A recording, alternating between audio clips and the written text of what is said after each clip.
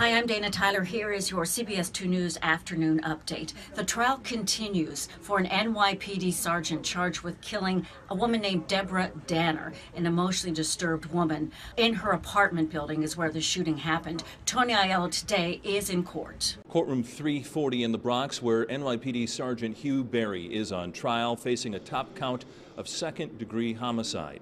This morning, the judge, who is also the jury in this case, heard from a security guard who worked at the Jamie Towers where the shooting of Deborah Danner took place. The security guard testified that Danner was in the hallway acting erratically, using expletives, seemed to be a danger to herself and to others when the NYPD arrived. He described waiting in the hallway as Sergeant Berry came off an elevator, went inside. He heard some shouting from inside the apartment, put down the scissors, is what he thought he heard, and then he heard 3 gunshots. In fact, only 2 gunshots were fired at Deborah Danner, the 66-year-old woman who died in her own bedroom. Police say that Danner had a pair of scissors. She put it down, quickly grabbed a bat, and was threatening Sergeant Berry when he opened fire. The district attorney claims that Berry had other non-lethal options and that he was too quick to use deadly force. Testimony continues for the rest of the day. Also, we're keeping on top of the severe flu season, and now February 1st, a lot of school break vacations coming up, the whole family. Tonight, we're going to take a look at how the best preventative measures a family can take, especially when you're away from home.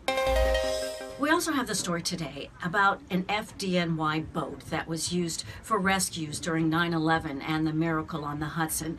The boat, now retired and now part of a controversy in Sleepy Hollow. It's not about the history, it's about where the boat is docked. Neighbors have a lot to say about where that boat is.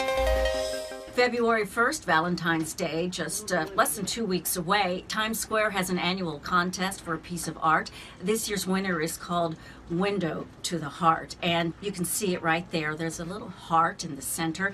You can look at it, put your faces through it. It's all for free. The heart art will be there until the end of the month. And we've got a story about our web feature, The Dig. Al McLogan right here with me to tell me about her latest one. Grandma Restaurant. That's the way it was told to me. It's a grandma restaurant where instead of professional chefs, all of the cooks in the kitchen are grandmothers from all around the world. Where's the restaurant? It's on Staten Island. And there are nonas there, they call them nonas, from Syria, from Japan, from Italy, all making the food that they grew up with. Oh, that is so great. So you have the cultural angle of it, as well as what's better than a grandmother's food?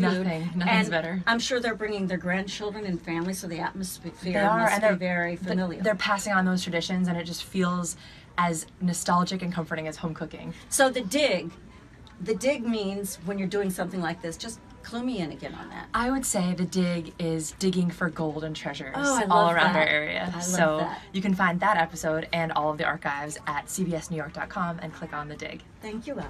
Thank you, Dina. And thank you. Join us later, CBS2 News. I'll see you at 6 o'clock, and of course, we're always online.